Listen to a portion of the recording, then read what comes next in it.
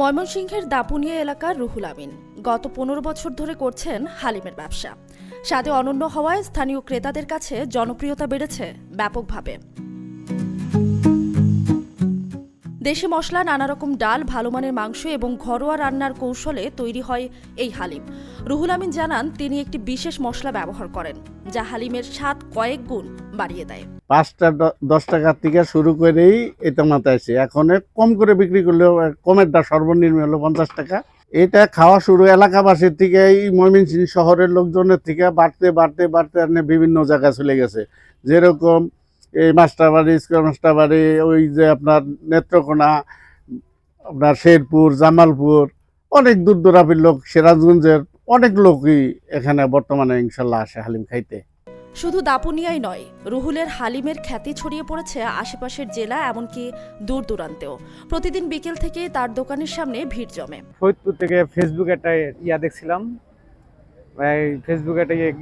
পরে ওই জায়গা থেকে শুনলাম এই জায়গা ভালো স্পেশাল হালিম হয়, এই জায়গায় খাইতে এলাম।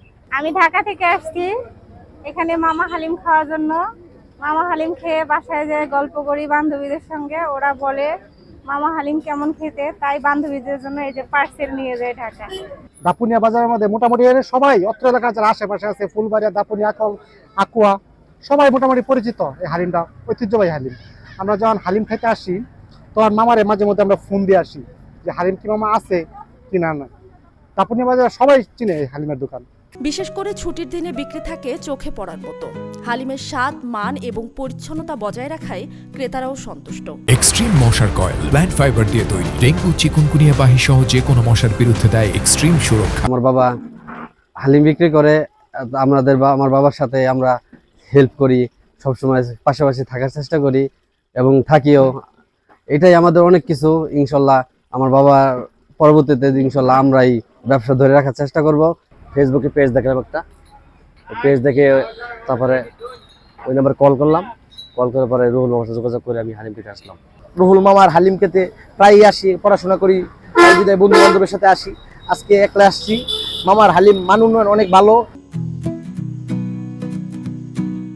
এই হালিমের কারণে দাপুনিয়া এলাকার পরিচিতি বেড়েছে বহুগুণে। অনেকের জন্যই এটি এখন এক প্রকার আড্ডাস্থলে পরিণত হয়েছে।